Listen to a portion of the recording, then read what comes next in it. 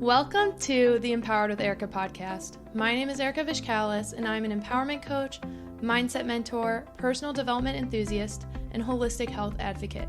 I've spent the last several years healing my mind, body, and soul, and have learned so much along the way.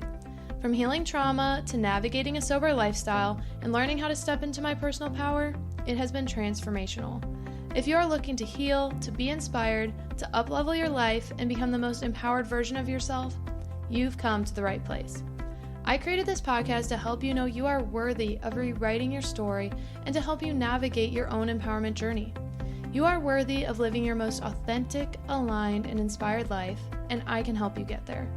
Whether you are diving deep into personal development or just need a weekly pick-me-up, I've got you covered. Thank you so much for pressing play today. I cannot wait to transform together. Let's get empowered.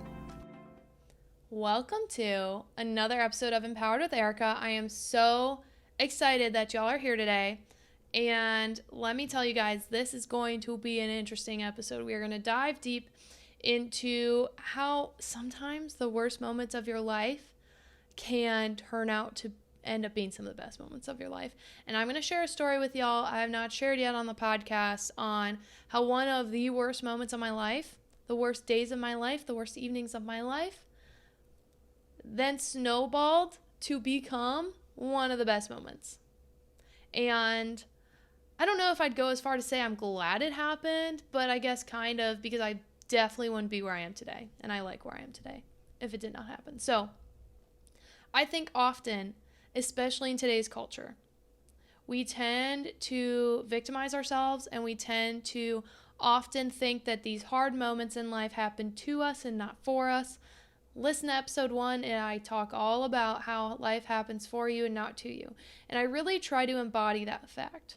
I try to embody that, and I do want to put a little preface, or maybe that's not the right word, but I want to put a little asterisk to this topic of just because there is good that came from the incident doesn't mean it wasn't hard, doesn't mean it wasn't traumatic, and doesn't mean that it's not, like, it's okay that you are grieving. It's okay that you have to work through it. It's okay that you're like, fuck, that sucked though. Yeah, sometimes these really hard days suck. There's a lot of shit that I could say, oh my God, it sucked. But it has brought me so many amazing things that I'm so grateful for. And I really think the concept of learning how to see the good and learn how life happened for us and not to us is incredibly important. So I'm going to share an example of how that happened with me. So a little story time. It was September 1st, 2020. And actually, I had somewhat escaped 2020 relatively unharmed. You know, I hadn't gotten COVID at that point. I had gotten a new job, essentially the dream job for me in my field. I had moved across the country to a place that I'd never been, but I had interest in. And, you know, all things considered, considering how many people had so many hardships during the pandemic, I got off all right in 2020 at that point. So it was actually really interesting. As you see behind me, if you're watching the YouTube, I have the moon phases. I'm obsessed with the moon. I love the moon. I love astrology. I'm here for it. I'm that bitch. Give me all that woo-woo shit. I love it. Right? And one of my mentors was just launching her moon magic program, and I had an interest, but I didn't know anything. I'd liked astrology. I didn't know a ton about the moon at that point, and I was listening to a masterclass. And so I was listening to her masterclass, learning about her program, and I was like, oh, this is really interesting. This is really interesting. I think this is something I want to do. But because I was on that masterclass, I actually was walking Hunter later that evening. It was back in my first apartment that I lived at when I moved to Phoenix, and I guess actually that was in Scottsdale, when I lived in Arizona, and I was like not walking the normal time I was going to walk him. I was going to walk him later, and now granted it was September, which for Arizona is still quite warm. You still typically walk pets, you know, later in the day if you're going to go at night because the sun is still out and it makes the pavement really hot and all that good stuff, right? So but I was going to be walking Hunter a little later than normal. It still wasn't super late, but just later than my normal, right? Because I had watched this masterclass. And I was super intrigued by it, but I wasn't sure if I was going to do the program. I hadn't invested in myself yet at that point, and I just wasn't sure. And so I ended up going for a walk a little later.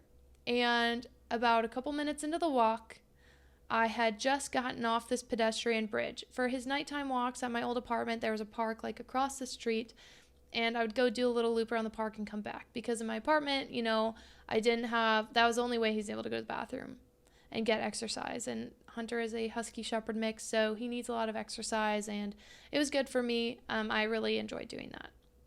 Anywho, so I had gone on this walk, and I just crossed the pedestrian bridge when I heard someone say, excuse me, and it was later at night. It was probably like 8:30. It was dark by that point.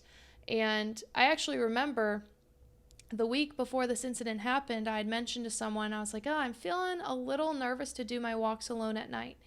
Even though I don't go very far, even though the path I'm on is very, very active. I was on this super popular walking path in Scottsdale. So popular. Tons of people know it. Tons of people use it. You're never really alone on the path unless you're out late. But even late at night, there's people on there. And so I was like, well, I don't know. I should be safe, right? So I heard someone say, excuse me. And I kind of kept going. I was like, ignore it. And then a couple steps later, they said again. I turned around, and there was this young man there, probably early 20s. And he had asked me, he was like, ma'am, can I borrow your phone?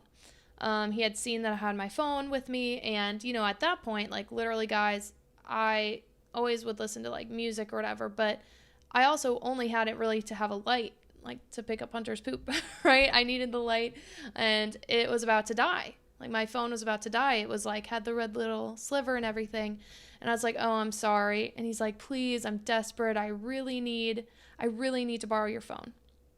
I've been trying to get a hold of someone. I'm trying to meet up with a friend. And this guy seemed desperate. He seemed scared. He was like, please, can I borrow your phone? And, against my better judgment, I was like, here you go. Sure. And I stood there with him while he tried to make a call. Whoever he called did not answer. Then he tried to make a call again. And whoever he called again did not answer. And I could tell he's really frustrated. And then he pulls out a gun. So trigger warning for gun violence. Then he pulls out a gun. Sorry, I should have put that at the beginning of the episode. Trigger warning. Then he pulls out a gun. And he goes, I need to take your phone. Don't make me hurt you. And this is where Erika was dumb as fuck. And I was like, can you not? Let's maybe not do that. And Hunter's very friendly. For those of you who do not know Hunter, he's a very friendly dog. He looks scary. A lot of people think he's scary, but he's a total goof. But thankfully, this guy did not know that, and he was a little scared of him. And he was like, don't make me hurt you or your dog. And I was like, hey, man, I really need my phone for work. I really want to help you out. Can we just stand here and you keep calling whoever you're trying to call? Please.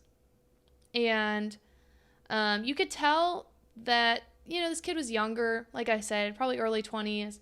I don't think he wanted to pull a gun on me, but he pulled the gun and he had it next to him or behind his back. I don't even remember. He showed me it and then didn't point it on me or put it on me, but was like, don't make me threaten you with this. Don't make me use this against you. And I was like, oh, fuck. A little backstory. I didn't grow up with guns in my house.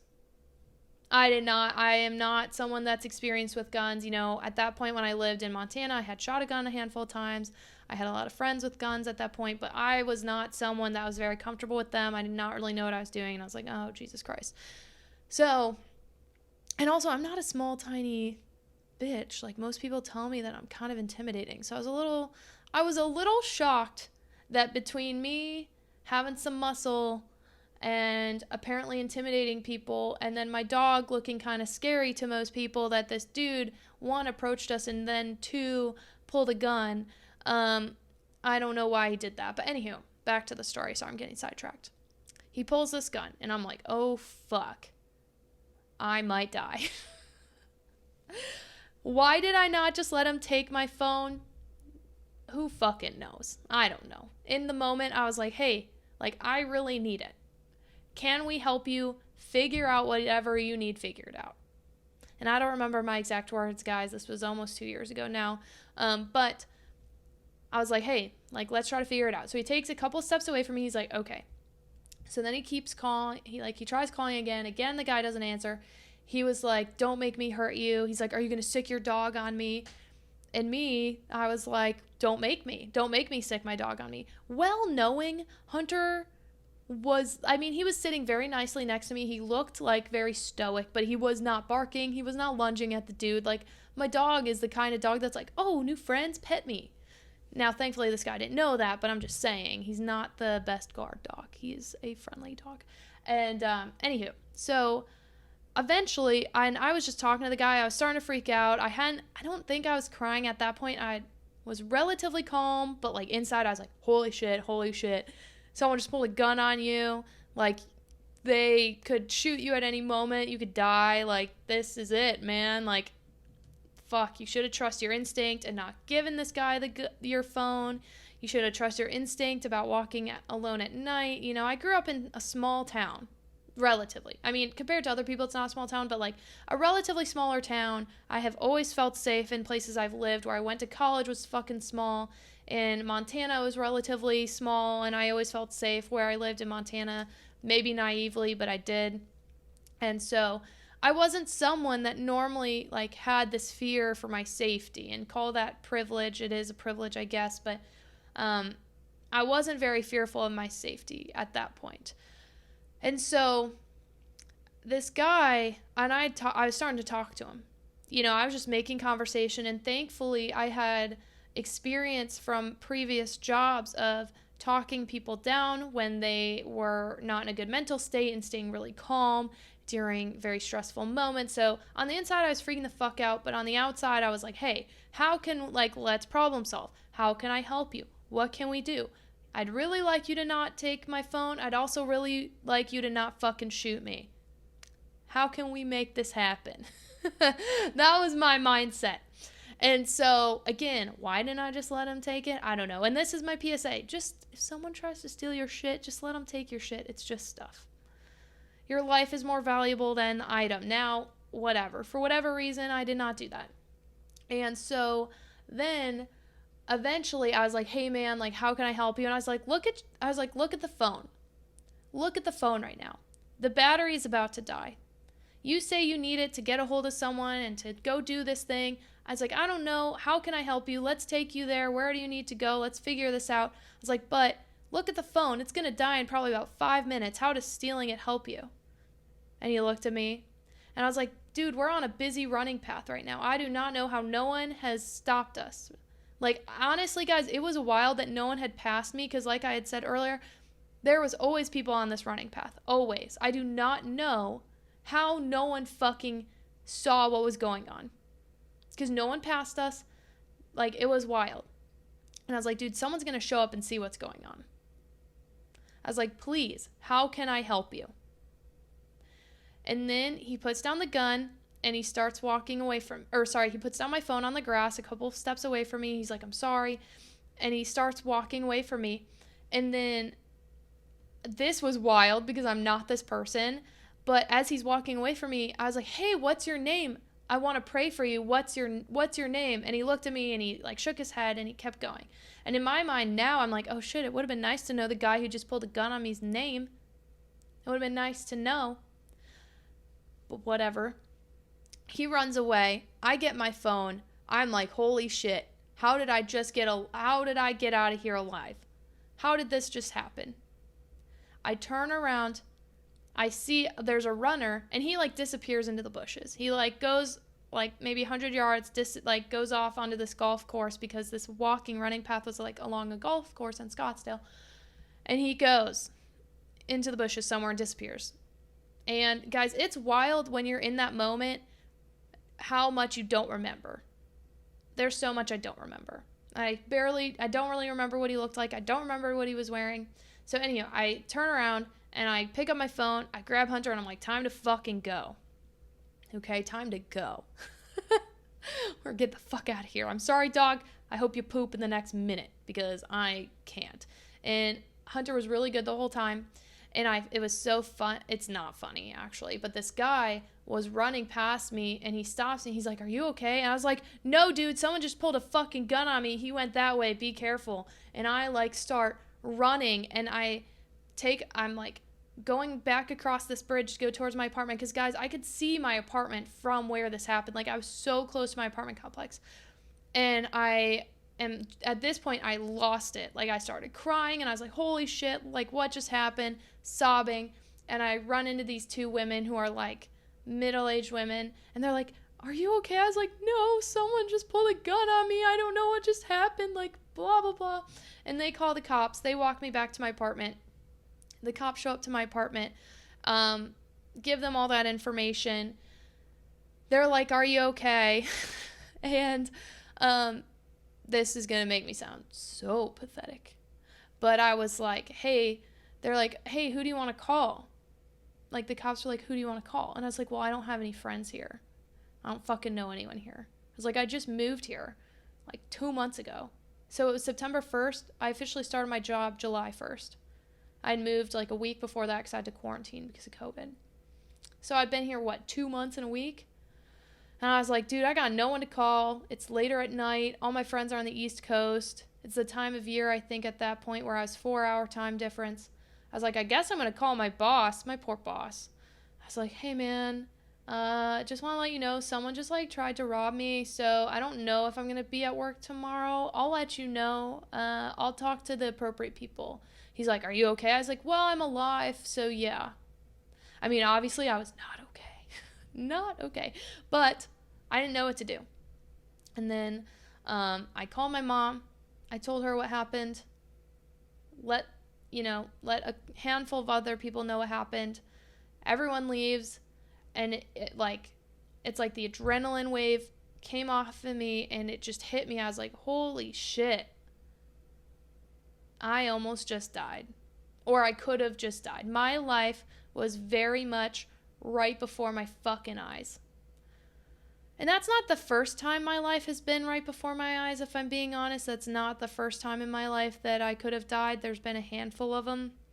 But that was the most recent, and it was the most like, there's literally a firearm. Someone is actually actively threatening your life and telling you that they might hurt you. And they could end your life like that. Oh, it was heavy. It was heavy. And I was like, holy shit, what just happened? And then I had to like go to bed. I was alone in this apartment complex. I was by myself at this point. I didn't have any friends. Didn't know anyone.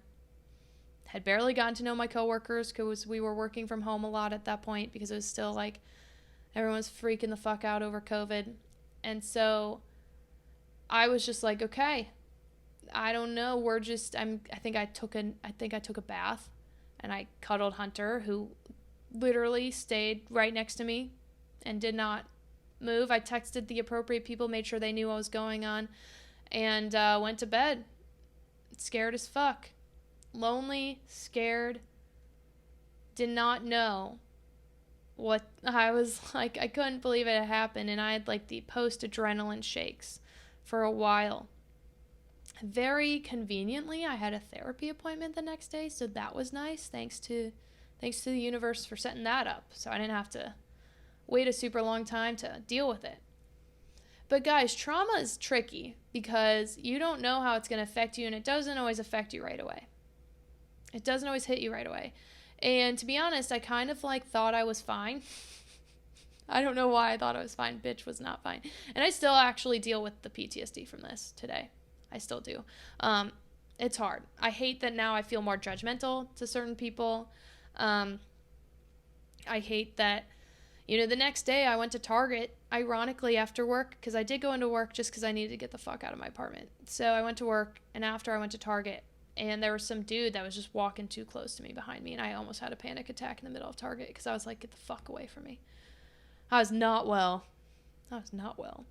And I had a family member who offered to come see me and stay with me and help me get through it. But honestly, like, at that point, I don't know if any of you guys can relate, but I was like, God, like, then I have to play host, and I don't want to play host. That sounds stressful. Like, I so appreciate it. I don't want to be alone, but I think I just need to figure this out, and I'll be fine. And they're like, are you sure the offer stands? And I really, really appreciated that. But I was like, I can't right now. I'm sorry. Like, I can't host someone right now.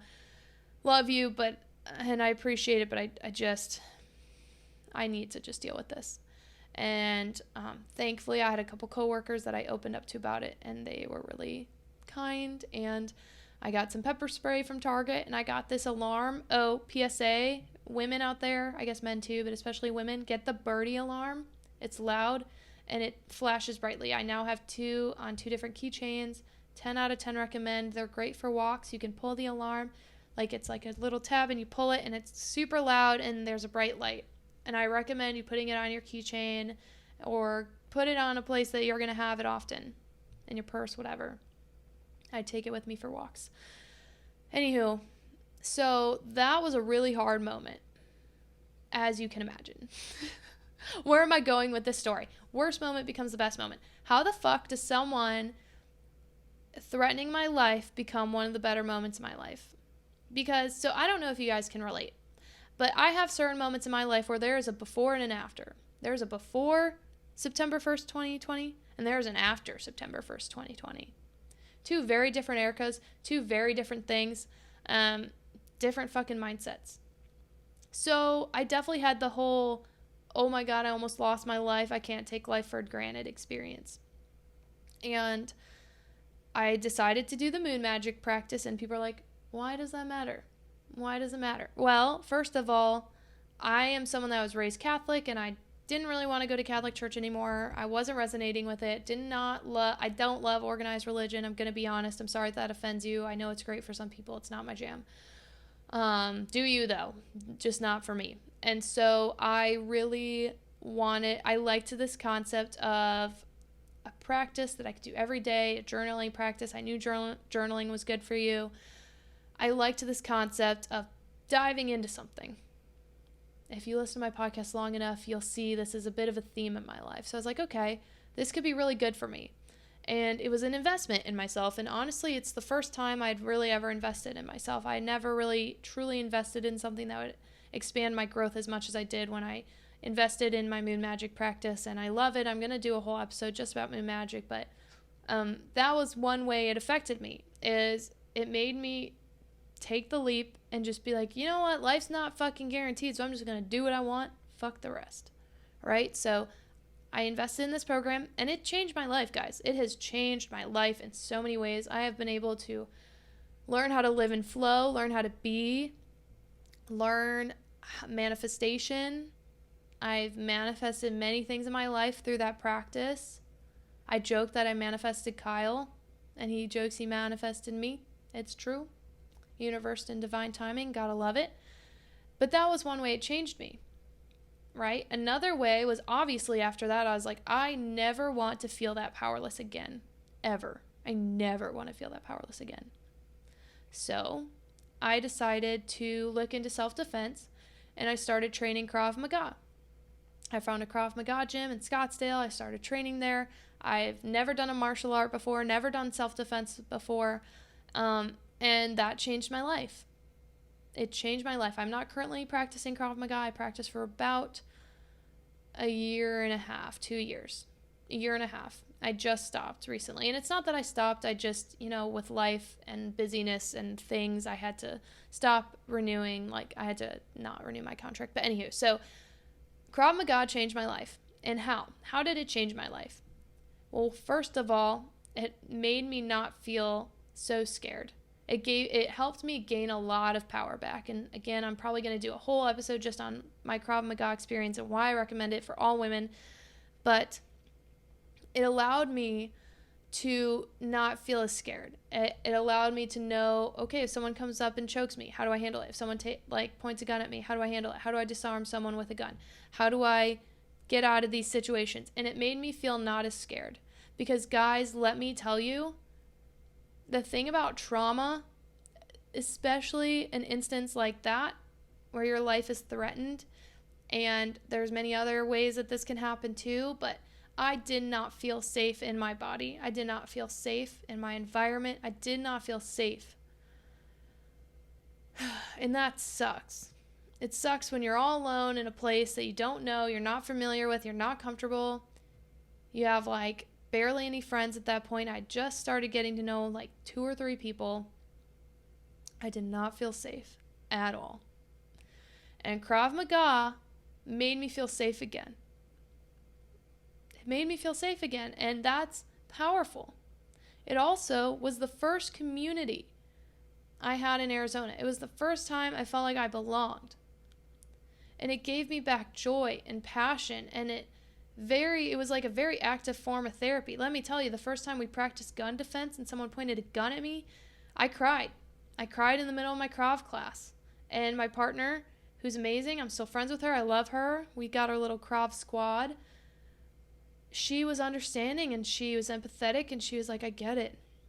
Cry. It's okay. It is okay. And that was powerful.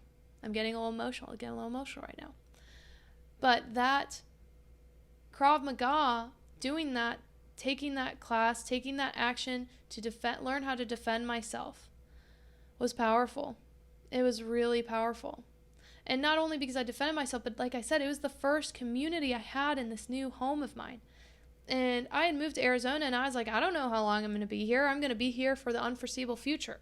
And in the past, when I moved different places, it was like a 1-year contract. Well, no, this is a big girl job now. I'm here, until I decide I leave or I'm fired. And hopefully I'm not fired anytime soon. So I guess I'm here until, the time has run its course. So I was like, I need a community. I need people. I have no fucking friends. I don't know anyone here. I go to work and I go home and it's boring, right? So it gave me that community, and it gave me that friendship, and I've met a couple of amazing people. I met a lot of great people, but I've met a handful of people that, are lifelong friends that have now, with other shit that's happened since, have been there for me. Some of the best friends I've ever had are from Krav Maga, and I'm so grateful for them. And I'm so grateful for the experience of training Krav Maga because it gave me my power back. It gave me my confidence back. It helped me feel safe again. And let me tell you, if you don't know the feeling of not feeling safe, it sucks. It's so hard. I couldn't walk my dog for a month at night. I could not walk him for over a month. I went to the dog park every single fucking night to allow him to get some exercise because I could not do it. I was so scared. And I still get scared sometimes. If you're watching the YouTube, you see me tearing up. I apologize. Oh, and you probably hear a dog in the background who's being a great defender, great protector. But it's hard. It is so hard. So I'm getting off track. But not feeling safe in your body, it's fucking sucks. And so again, how does this hard moment become one of the better moments in my life? Well, like I said, I started my moon magic practice because of it. I really, and this is going to sound corny, but I really had oh my God, life could end at any moment. You never know what's going to happen. You got to tell the people you love that you love them. You got to live life for you and not anyone else. You got to do whatever the fuck you want within reason, obviously, whatever you're passionate about. Maybe not whatever you want, let's be legal here, be moral and ethical. But if you're passionate about starting a business, start the business. If you're passionate about this, do this. If you're passionate about being a mom or a dad or whatever it is, do it. Do the things that light your soul on fire, because tomorrow is not promised. An hour from now is not promised. And it sounds fucking corny, but it's true, especially when you've literally seen your life flash before your fucking eyes. I had that moment. There's a good chance I shouldn't be here today. God's not ready to be done with me yet, though. He's like, yeah, bitch, you got to stay down there for a while longer, apparently, which is fine with me. So, y'all, it changed my life, though. And as hard as it was, because it's hard, and I still get scared at night. I still struggle sometimes walking the dogs. And now, I walk my dog and my boyfriend's dog, our dogs, I walk them every night and every morning. And Boomer is very protective. He's a great guard dog. And there's been 1 or 2 times where I haven't been able to take him on the walks because, for like whatever reason, he wasn't able to go. Usually because he has some paw stuff, but whatever. He he wasn't able to go. And I definitely did not feel as safe without him. And I take it for granted that, what do they call it? Scary dog privilege. He makes me feel so much safer. But there's moments I still really do not feel safe. And I'm not going to lie. Part of me hates that, like, not having that naive sense of safety. I hate that sometimes I prejudge certain people a little bit because I get fearful because they remind me of the person that pulled the gun. That sucks, and I actively have to remind myself that it's not the same person and that I'm safe and that I'm okay. But guys, this incident caused me to find friends, helped me to find a community. And I would have never done Krav Maga if this had never happened, and it's been such an empowering thing in my life. It's an amazing skill set, and it's helped me in so many ways, physically, mentally, spiritually. It brought me amazing friends. It really was. It allowed me to live unapologetically for myself. If this incident hadn't happened, honestly, there's a good chance I wouldn't be talking to y'all right now with this podcast, because it gave me so much courage. It gave me kind of the don't give a fuck attitude, which sometimes probably isn't my benefit, but in this instance it is.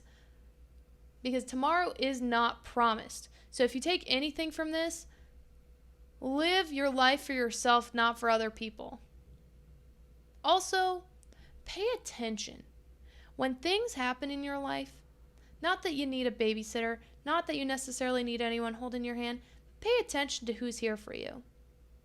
Who supports you during those hard moments? Because let me tell you, the last 6 months, especially lately, I've had a bit of a purge of people from my life because they haven't lived up to the standards that I'm setting for myself in my little circle. Right? I've got standards. They're high. I know that. But, anywho, I just encourage you, when you have something hard happen, remember that, I'm a big believer of everything happens for a reason. I know not everyone is, but remember that life happens for you. It doesn't happen to you.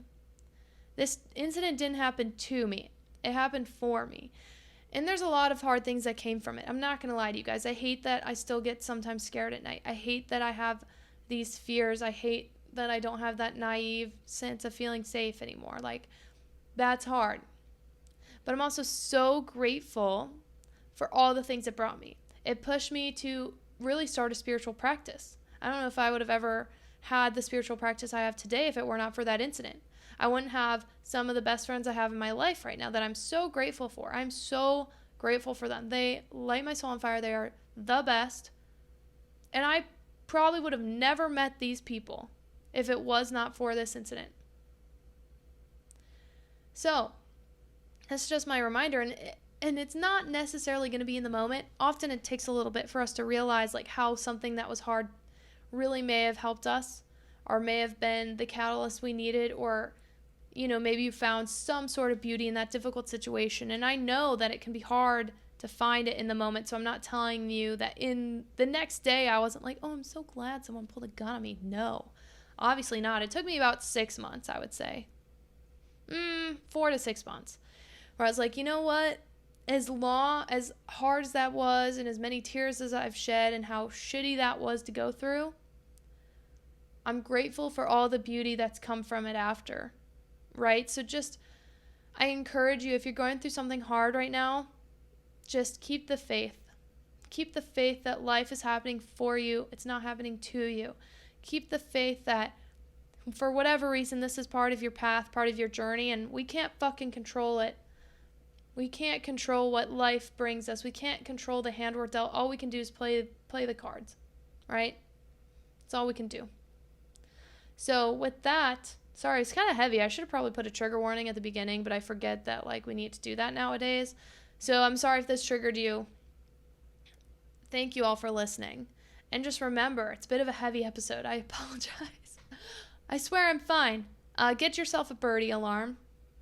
Get yourself some pepper spray. Be mindful. Be attentive of your surroundings. And go with your gut. I really wish I'd gone with my gut, guys. I really do. I really do.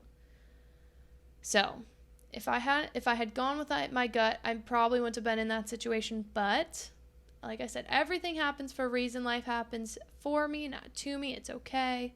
It's all right. And I just encourage you to remember that in those hard seasons, that you're going to get to the other side. And when you get there, maybe you're going to see the beauty that those struggles brought. So that's just my little encouragement to keep going. You're strong. You got this. I believe in you. I love y'all.